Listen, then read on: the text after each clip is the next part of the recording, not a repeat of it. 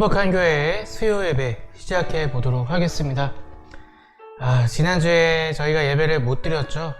온라인 방송 장비에 문제가 있어서 저는 열심히 예배를 드렸는데 영상이 송출이 안 됐습니다.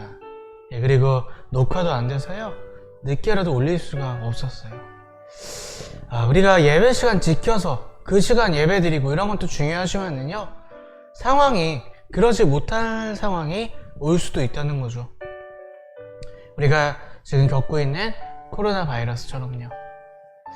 우리가 그 시간 그때에 맞춰서 예배 드리는 것보다 더 중요한 것, 우리의 마음이 언제나 하나님을 기억하고 또 하나님과 교제하며 예수 그리스도의 이름을 나의 삶 가운데, 모든 시간 가운데 부르면서 하는 것, 그것이 너무나 중요할 줄로 믿습니다. 오늘 우리 예배 다시 드릴 수 있잖아요. 오늘은 제발 별 문제 없이 잘 방송이 되기를 바랍니다. 우리 오늘도 우리의 마음과 뜻과 힘을 다해 하나님만을 예배하는 그런 귀한 시간 되셨으면 좋겠습니다. 우리 함께 찬양하시면서 함께 예배 드리시겠습니다.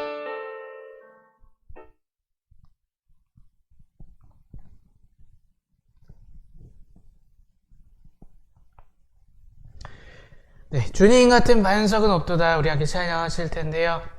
우리가 그리스도인으로 산다는 것, 맨날 복만 받고 좋은 일만 생기면 좋겠지만 베드로 사도가 우리에게 이야기하죠. 그리스도인이기 때문에 더 많은 고난을 받을 것이다. 그러나 우리가 주님 안에 있을 때 능히 감당할 수 있게 되고 승리할 수 있게 된다.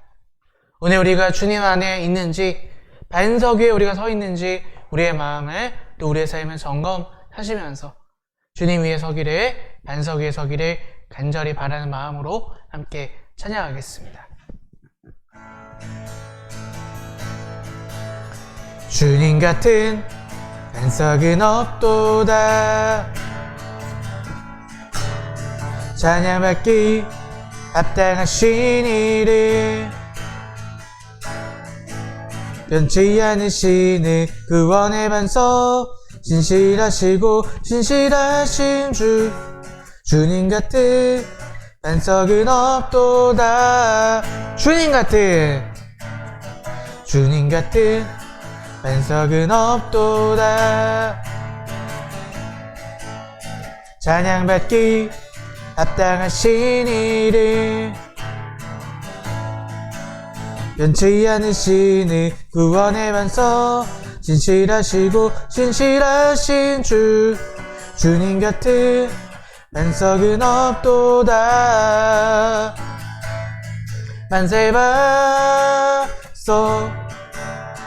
예수 내 반석, 만세 반석, 예수 내 반석, 만세 반석, 예수 내 반석, 주님 같은 반석은 없도다. 주님 같은 반석은 없도다. 찬양받기 합당하신 이를, 변치 않으시는 구원의 반석, 진실하시고 신실하신 주, 주님 같은 반석은 없도다. 만세 반석, 예수 내 반석, 만세 반석, 예수 내 반석, 만세 반석, 예수 내 반석, 주님 같은 반석은 없도다. 만세 반석, 만세 반석, 예수 내 반석, 만세 반석, 예수 내 반석, 만세 반석, 예수 내 반석, 주님 같은 반석은 없도다. 아멘. 여러분, 이 세상이 점점 더 불확실해지고 불안해지고, 그렇지 않습니까? 우리가 무엇을 신뢰하고 무엇을 붙잡을 수 있겠습니까? 절대 돈도 아니고요. 내가 갖고 있는 주식도 아니고 집도 아닙니다. 그 모든 것, 하나님이 한번 우리가 알지도 못하고 듣지도 못한 재앙이나 병을 한번 보내주시면 모든 게 소용없어지는 거예요. 오직 우리가 바라고 또 우리가 온전히 서야 될 곳은 예수 그리스도 그분의 말씀 위인 줄로 믿습니다.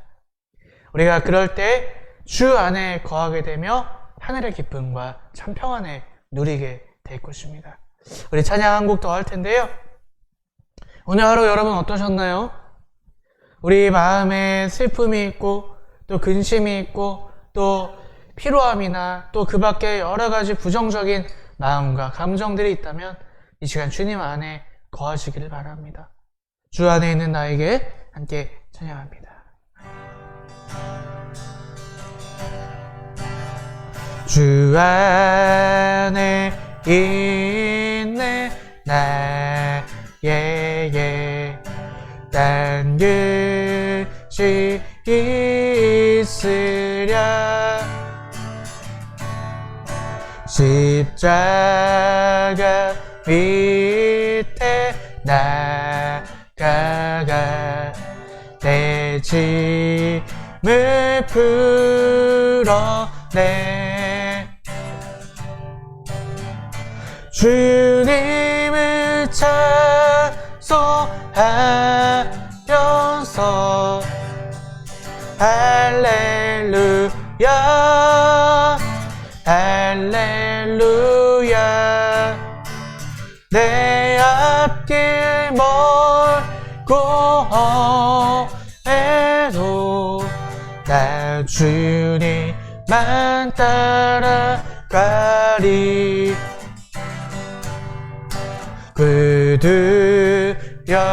그두려움이 변하여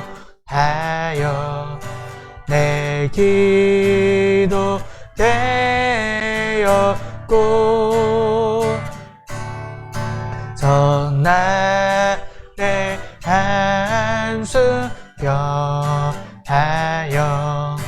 내 노래 되었네 주님 찬송하면서 할렐루야 할렐루야 내 앞길 멀고 험해도 나 주님만 따라가리 내 주는 자비하셔서 늘 함께 계시고 내 그 밤을 아시고 늘 보여주시네 주님을 찬송하면서 할렐루야 할렐루야 내 앞길 멀고 험해도 나 주님만 따라가리 내 주와 맺은 언약을 영불변하시니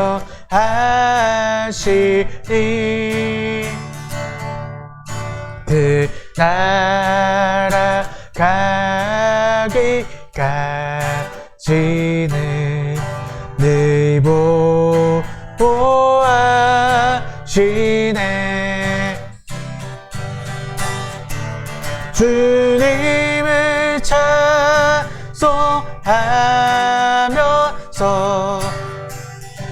할렐루야 할렐루야 내 앞길 멀고 험해도 나 주님만 따라가리.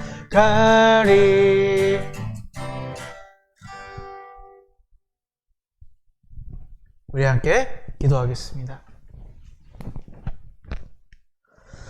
언제나 우리 가운데 함께 해주시고 은혜로 채워주시는 하나님 아버지, 우리의 인생이 또 우리의 삶이 문제의 연속이며 또 시험의 연속이지만 그 모든 상황 가운데 우리가 거야 될 곳, 우리가 바라보아야 할 곳은 우리 주 예수 그리스도 그분의 말씀, 그분의 반석 위에 우리가 서야 되는 줄로 믿습니다. 주님, 우리가 어려움 당하지 않게 해달라고 기도하는 게 아니라 어려움에 와도 능히 이길 수 있는 주님의 능력을 우리가 누리며 살기를 기도하게 하여 주시고, 더욱더 우리가 우리의 본분을 다해 예수님과 동행하며 그분의 뜻을 다하며 살아가는 참 그리스도인들 될 수 있도록 인도하여 주시옵소서. 주님, 오늘 베드로전서 이제 마지막 시간에 우리가 갔습니다. 이 베드로전서가 우리에게 말하는 성도됨의 삶이 무엇인가 우리가 다시 한번 정확히 기억하고 그 뜻을 다하며 우리가 오늘 똑바로 주님을 믿는 자들로 살아가는가를 언제나 점검하며 살아가게 하여 주시옵소서. 이 마지막 시간까지도 하나님께서 은혜로 채워주시고 함께하여 주실 줄로 믿사오며 우리 주 예수 그리스도의 이름으로 기도하였습니다. 아멘.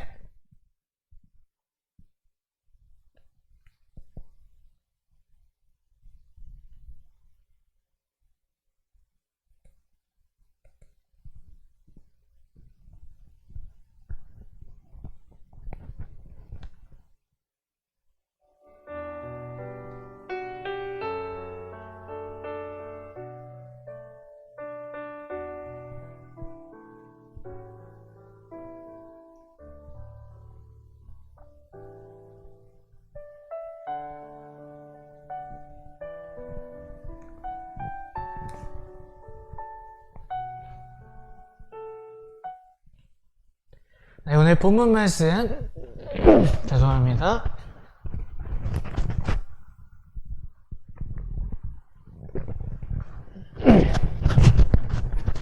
제가 낮에 목을 쓰는 일을 해서요, 목이 좀 안 좋습니다. 자, 우리 오늘 본문 말씀 베드로전서 오늘 마지막 시간입니다. 5장 8절에서 14절까지의 말씀 함께 읽어보겠습니다. 정신을 차리고 깨어 있으십시오. 여러분의 원수 악마가 우는 사자같이 산길차를 찾아 두루다닙니다. 믿음에 굳게 서서 악마를 맞서 싸우십시오. 여러분도 아는 대로 세상에 있는 여러분의 형제자매들도 다 같은 고난을 겪고 있습니다. 모든 은혜를 주시는 하나님, 곧 그리스도 안에서 여러분을 자기의 영원한 영광에 불러들이신 분께서 잠시 동안 고난을 받은 여러분을 친히 온전하게 하시고 굳게 세워주시고 강하게 하시고 기초를 튼튼하게 하여 주실 것입니다. 권세가 영원히 하나님께 있기를 빕니다. 아멘. 내가 신실한 형제로 여기는 실로아노의 손을 빌려서 나는 여러분에게 몇 마디 썼습니다. 이로써 나는 여러분을 격려하고 이것이 하나님의 참된 은혜라는 것을 증거합니다.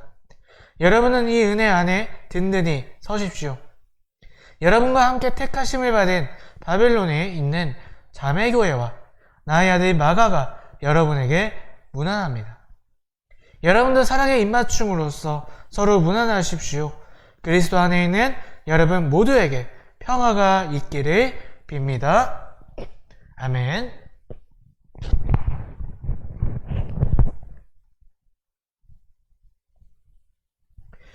네, 지난주 우리가 말씀 나누지 못했지만 오늘 다시 여러분들과 함께 베드로전서 말씀 나눌 수 있게 되어서 너무나 기쁘고 또 감사합니다. 베드로전서 우리가 제 기억으로는 6월달 정도부터 7월달인가요? 네, 그 정도부터 이제 시작을 해서 이제 마무리 오늘 베드로전서 마지막 시간에 이르게 되었습니다. 여러분 베드로전서 함께 읽으시면서 어떤 말씀이 가장 기억에 남으십니까?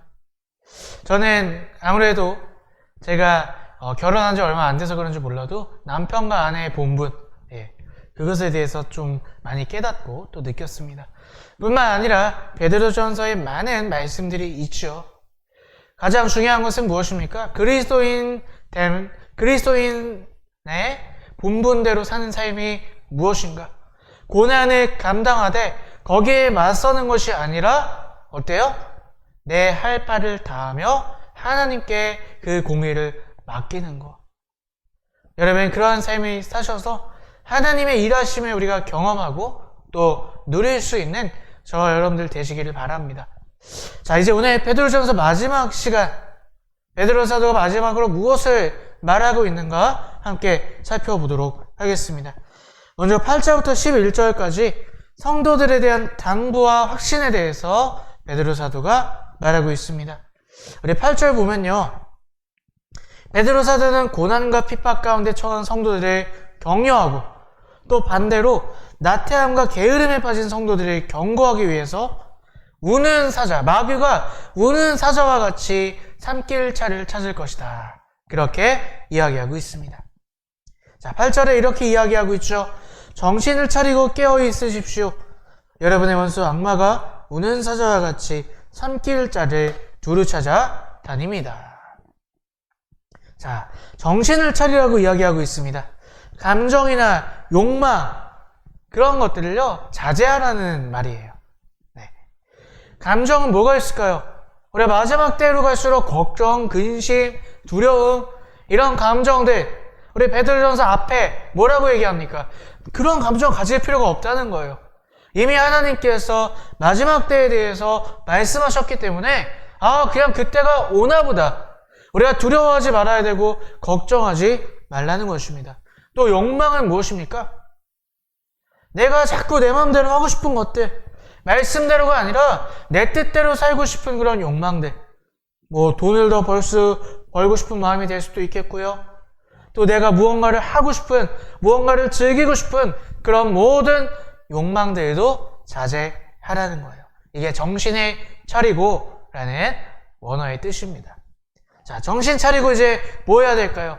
깨어 있으십시오 라고 말합니다. 육신적인 나태함에서 눈을 뜨라는 거예요.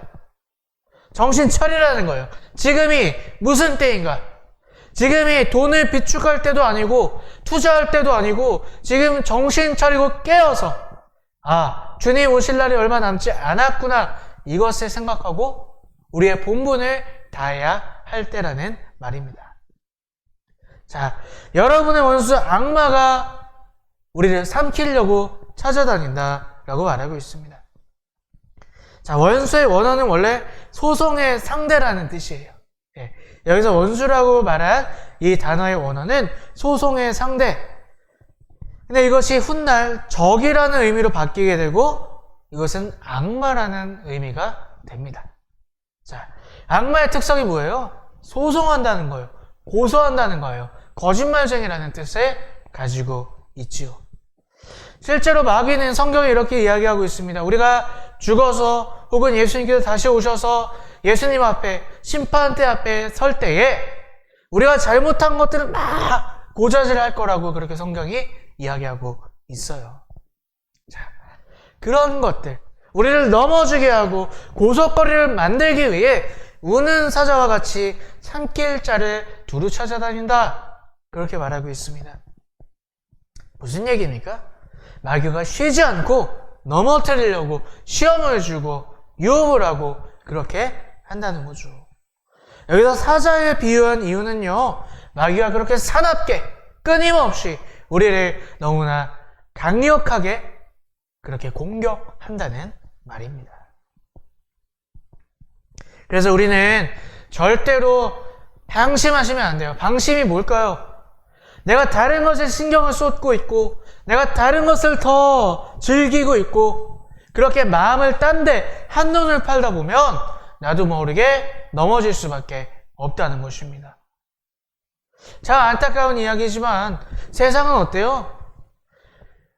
귀신 이런 거 무서워하면서도 거기에 매력을 느껴요, 사람들이. 그래서 공포영화를 즐겨보고 또 안타까운 것은 아이들이 보는 만화도 신비 아파트라고 해서 뭐 귀신 나오는 만화가 있고 아이들이 무서워하면서도 그걸 봐요. 또 언제부턴가 귀신이 친숙해지는 캐릭터로 나타나기도 하고요. 여러분, 그러나 귀신은 절대로 우리에게 친숙한 존재가 아니라는 거예요. 우리에게 매력을 끄는 존재가 아니라는 것입니다.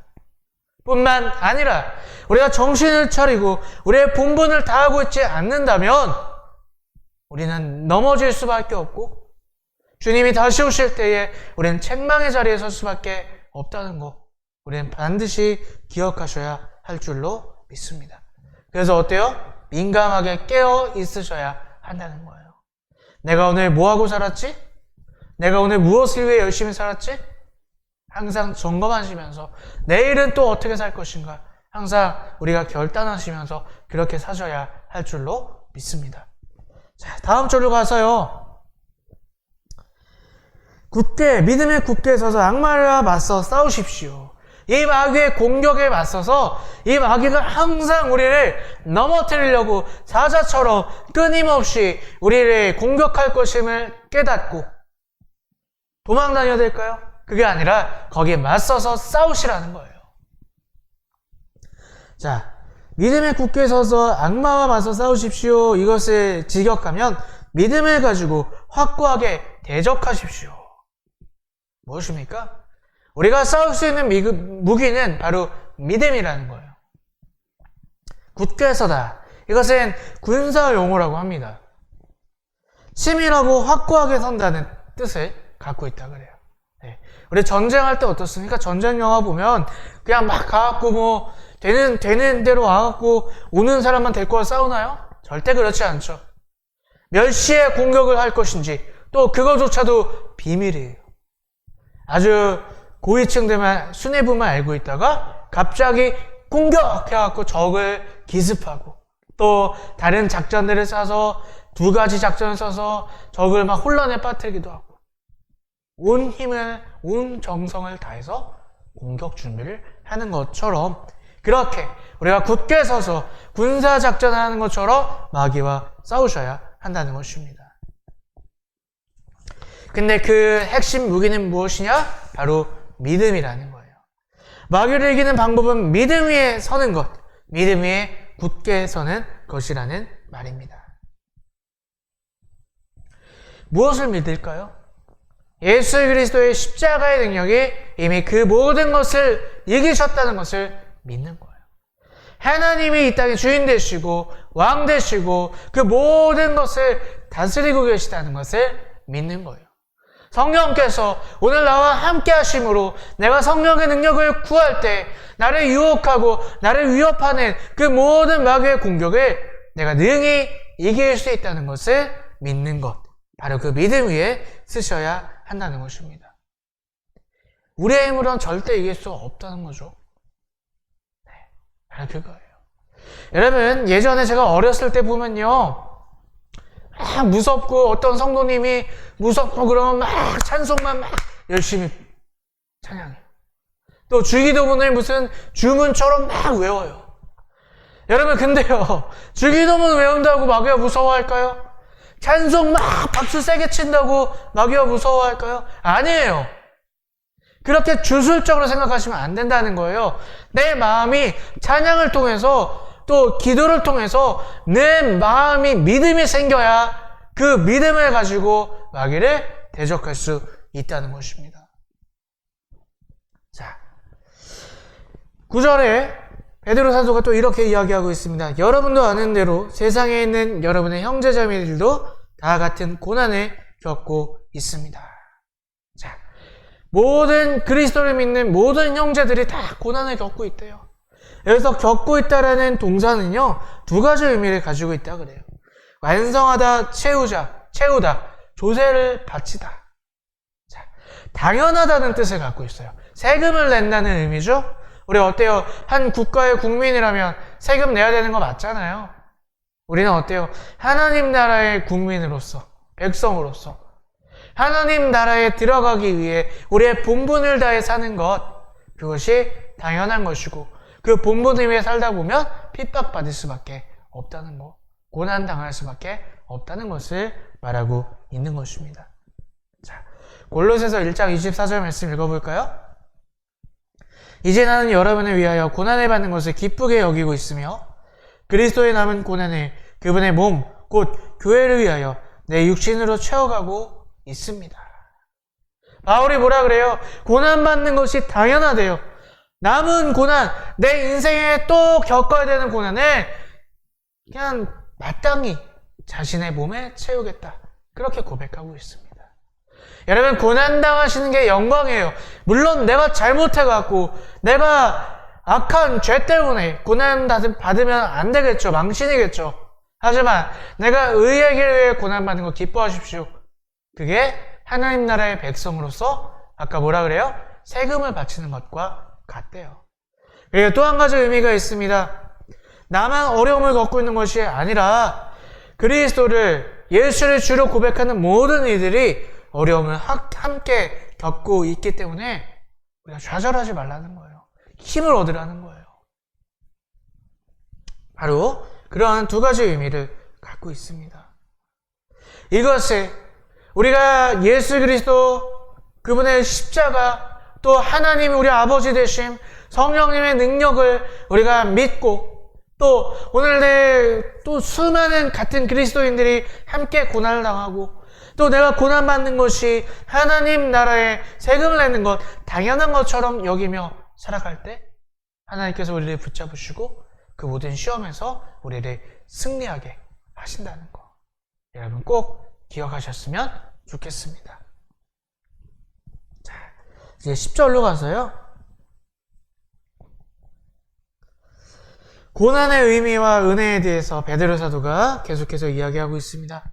베드로 사도는 비록 지금은 고난을 당하고 있지만 하나님이 반드시 돌보실 것이고 마지막에 누릴 은혜를 기억하며 지지 말고 이기라고 말하고 있어요. 우리가 고난당하는 이유가 뭐예요? 우리가 고통당하는 게 좋아서 받아요? 그게 아니라 분명히 마지막에 우리가 누릴 은혜가 있기 때문에 그것을 바라보며 견디라고 베드로 사도가 말하고 있는 것입니다.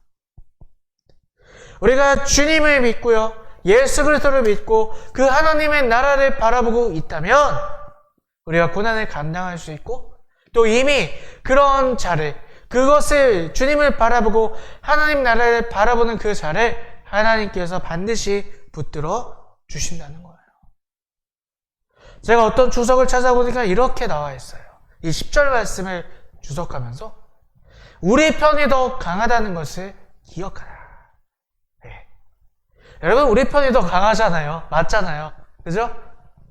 아무리 이기는 편이 우리 편 하지만 이기는 편이 주님 편이에요. 예수님 편이에요. 여러분, 절대로 당장 어려움 때문에, 당장 눈앞의 즐거움 때문에 지는 편에 서지 마시기를 바랍니다. 이기는 편에 서십시오. 예수 그리스도 그 편에 서는 것입니다. 그 편은 뭐예요? 하나님의 말씀 위에.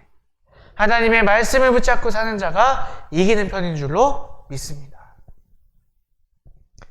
자, 하나님의 은혜, 우리를 구원하시고 지키시고 영광의 자리로 세워주시는 것, 그것이 하나님의 은혜라는 것입니다. 이 모든 것을 누리는 것은 예수 안에서, 좀 전에 말씀드렸죠? 말씀 위에 온전히 설 때 가능하다는 것입니다. 여러분을 친히 온전하게 하시고 굳게 세워주시고 강하게 하시고 기초를 튼튼하게 하여 주실 것입니다. 자, 여기서 이 10절에서 말하고 있는 이 구절들은요, 모두 미래형 동사라 그래요. 자, 이것은 예수님께서 약속하신 것들을 적어놓은 것이죠. 자, 이게 무슨 얘기입니까? 이 의미는요, 베드로 사도가 이것을 왜 미래형으로 적어놓았느냐, 이것을 붙잡고 기도해야 되는데, 이것을 붙잡고 고난을 이겨야 되는데, 이렇게 해주세요라고 기도하는 게 아니라 내가 이렇게 될 줄을 믿습니다. 내가 이렇게 된 줄로 믿습니다. 이렇게 결단하며 나아가는 것. 그것이 고난당한 그리스도인이 믿음으로 기도하는 모습이라는 것입니다. 이것이 바로 예수님을 진정으로 믿는 그리스도인이, 그 그리스도인이 고난 가운데 기도하는 모습이라는 말씀입니다. 그렇습니다. 마귀는 끊임없이 우리를 공격할 것이고요. 우리는 반대로 우리 힘으로는 절대 이길 수가 없어요.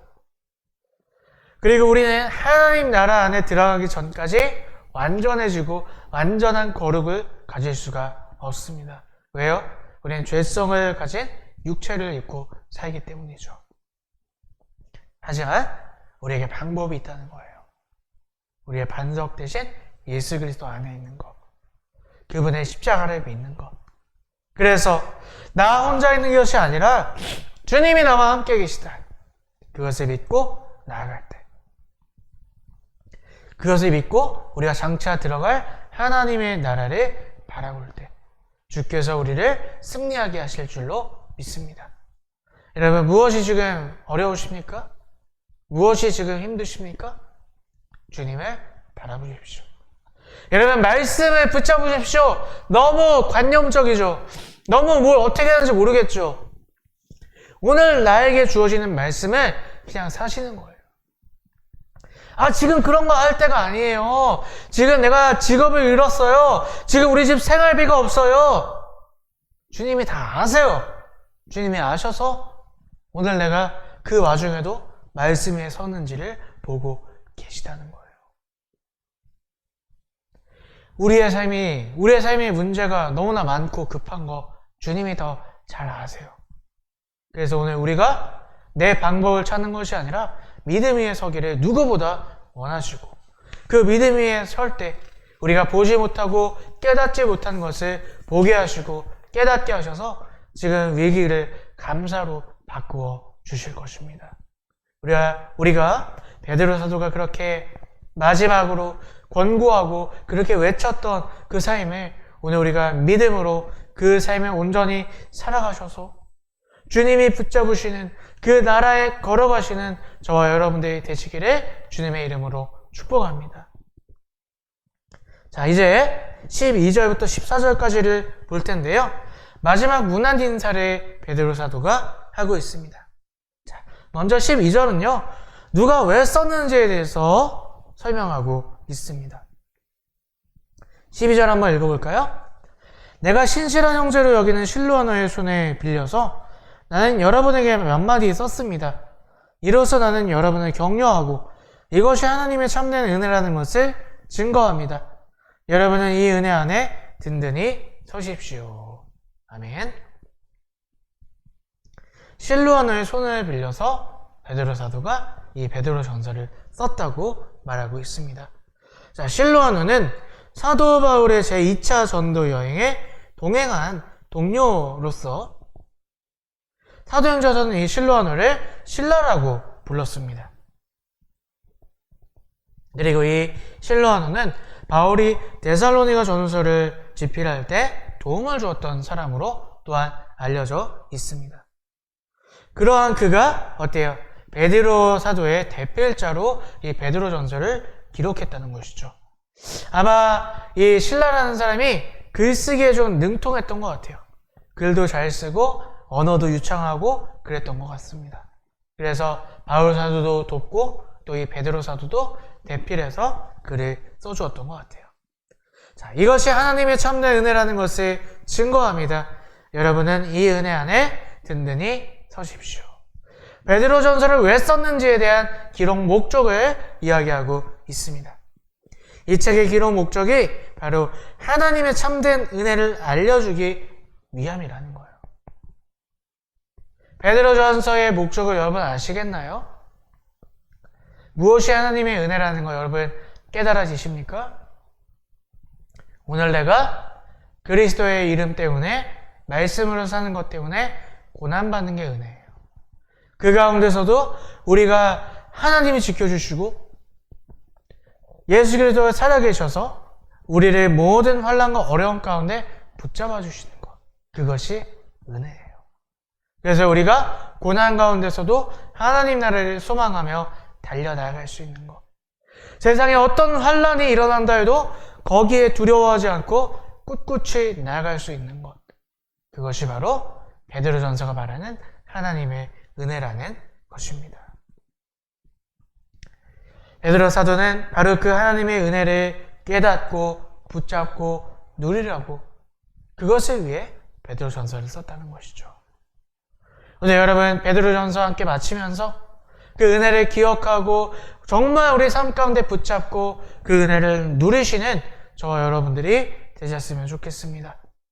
13절 말씀 함께 보도록 하겠습니다.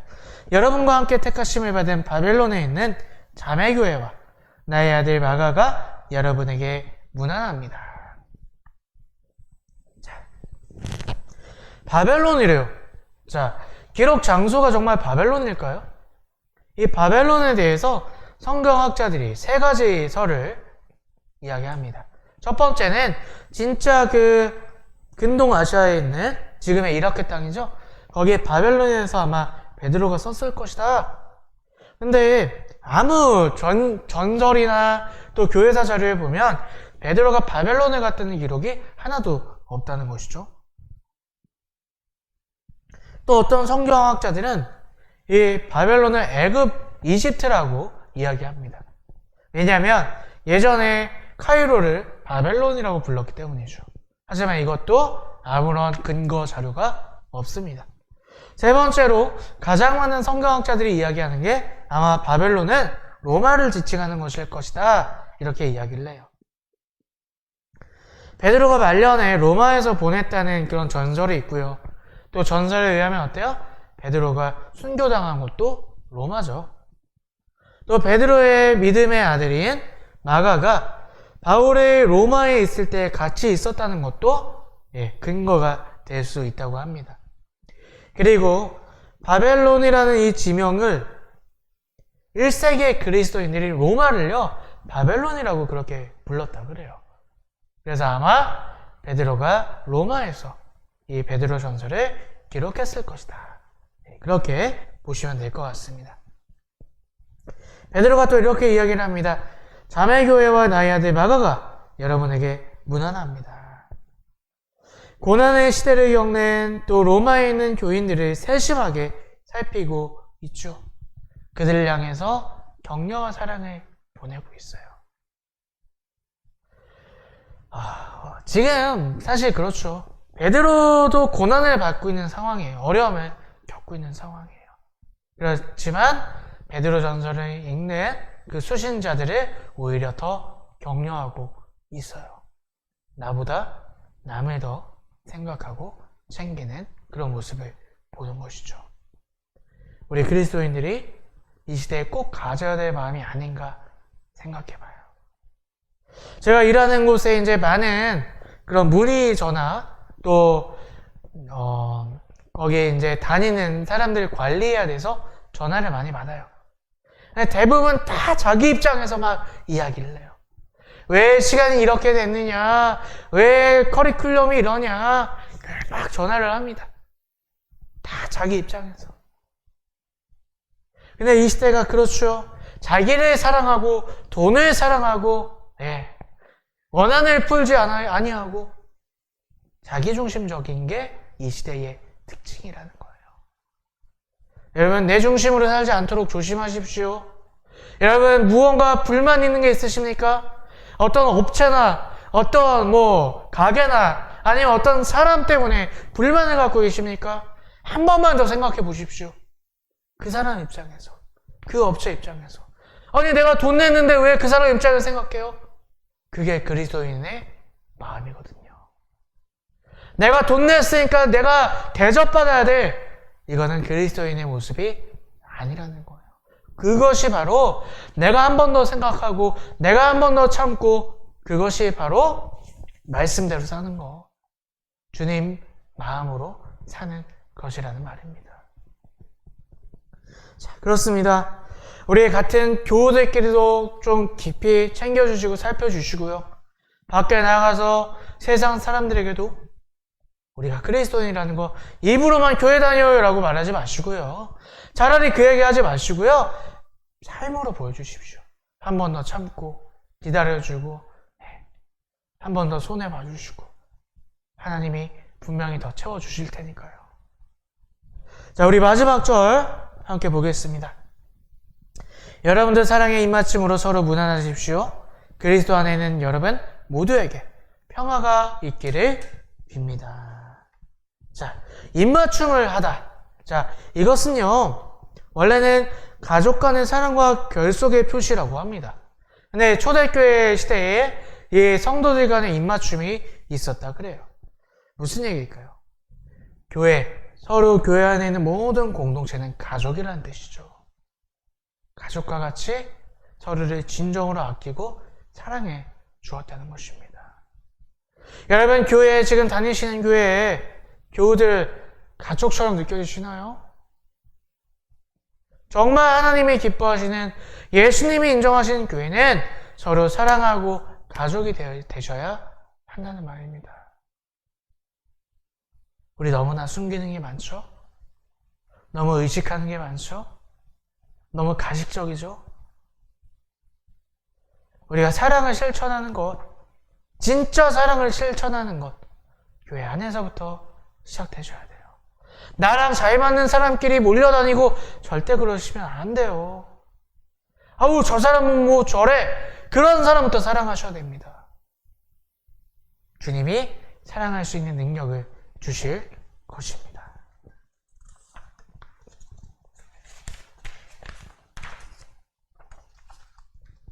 자, 베드로 사도는 또 이렇게 이야기를 하고 있어요. 그리스도 안에 있는 여러분 모두에게 평화가 있기를 빕니다. 베드로 사도의 마지막 인사였어요.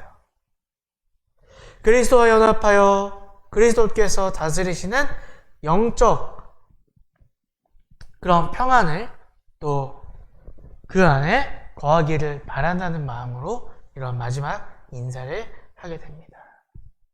여러분, 이 세상에 어디에 평안이 있을까요? 어디에서 우리가 평화를 느낄 수가 있겠습니까? 주님 안에 거할 때. 우리가 예수 안 믿는다고 해서 고난이 없지 않아요. 인생은 고통이라고 불경에도 써 있어요. 하지만 불교는 그 답을 찾을 수가 없죠. 자기 스스로 돌을 닦아서 구원을 얻으래요. 몇 명이나 얻겠습니까? 그러나 우리는 다릅니다. 우리는 예수 그리스도께서 이미 길을 열어주셨기 때문에 그것을 믿고 그 말씀 위에 서는 자는 구원을 얻게 되는 줄로 믿습니다. 오늘 베드로 사도가 그 길을 다시 한번 분명하게 설명해 주고 있는 것입니다. 여러분의 고단한 삶, 문제가 많은 삶 가운데 주님 안에 서시는 저와 여러분들 되셨으면 좋겠습니다. 주님 안에 서십시오. 주님을 바라보십시오. 오늘 이제 베드로전서 마지막 시간을 가지면서 베드로전서에서 우리가 무엇을 말하고 있는가 다시 한번 생각해 보셨으면 좋겠어요. 부디 한마디라도 여러분 마음 가운데 깊이 새겨져 있었으면 좋겠습니다. 그리스도인 되는 사람의 삶은 어떠한 삶인가? 고난을 받고 그 고난을 기뻐하고 당연히 감당하며 그리스도께서 함께 계시고 우리를 이기게 하실 것이라는 그 확실한 믿음으로 고난을 받지만 더욱더 사랑하고 더욱더 겸손하고 더욱더 섬기는 그러한 삶, 그러한 구원의 삶을 걸어갈 때 하나님께서 우리를 붙잡아 주시고 주님의 나라로 인도해 주실 것임을 믿고 오늘 이 여러 가지로 문제가 많고 어려운 시대, 또 우리 나라적으로는 어떻습니까? 백신에다 대선에다 정신이 없잖아요. 그 모든 시대상 가운데 또 우리의 삶의 문제 가운데 주님을 바라보십시오. 믿음으로만 살아가십시오. 그럴 때 모든 문제가 주님이 주시는 넘치는 은혜로 바뀌어질 줄로 믿습니다. 그렇게 우리 본분을 다해 반석 위에 말씀을 살아가시는 우리 모든 그리스도인들 되시기를 주님의 이름으로 축복합니다.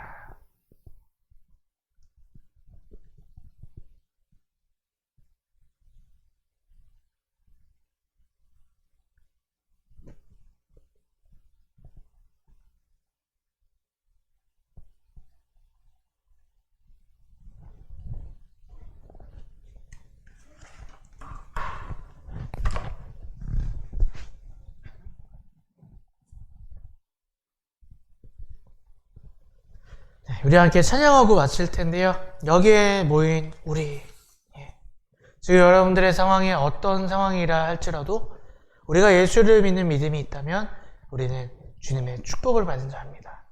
우리의 믿음에 더욱더 굳세게, 또 주님의 말씀이 더욱더 온전히 살아가기를 결단하는 마음으로 함께 찬양하겠습니다. 여기에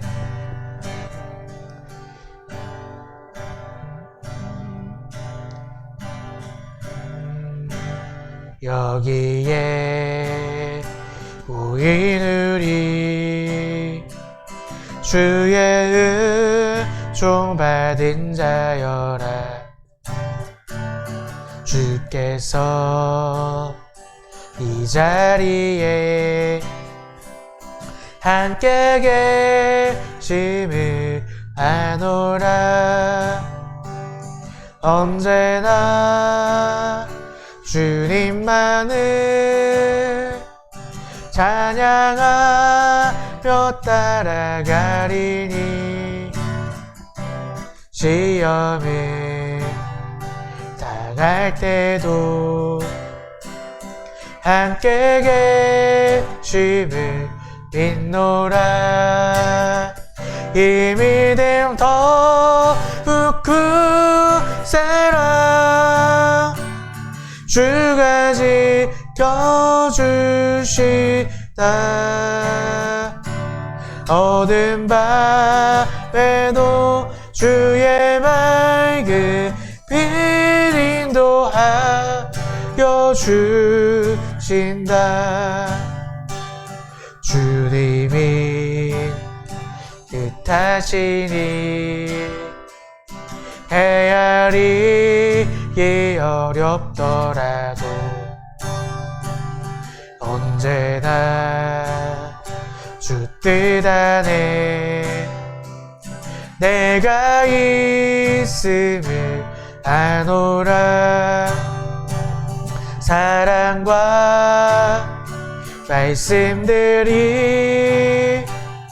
나를 더욱 괴롭게 하니 때로는 넘어져도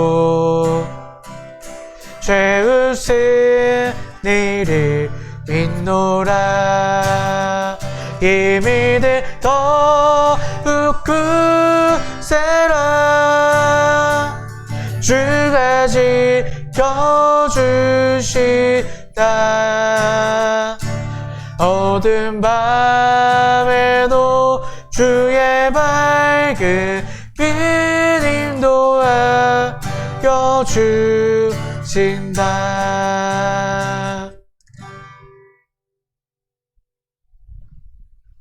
하나님, 베드로전서 말씀을 함께 나누게 하시고 오늘의 마지막 시간까지 우리가 온전히 잘 올 수 있게 하시니 감사합니다. 베드로전서 말씀을 나누며 오늘 우리의 삶에 이 어렵고 문제가 많은 우리의 삶에 우리가 무엇이 필요하고 어떻게 살아야 되는지 깨닫게 하시니 감사합니다. 우리가 예수를 믿어도 문제가 많고, 아니 오히려 더 많은 고난을 받을 것인데, 그것이 우리가 그리스도인됨의 그러한 증거임을 우리가 기뻐하며 그것을 감당하며 살게 해주시고, 그 문제, 나를 어렵게 하는 이들에게 맞서 싸우는 것이 아니라 오늘 우리의 본분을 다하며 말씀을 지키며 서로 사랑하며 섬기며 살아갈 수 있도록 주님 붙잡아 주시옵소서.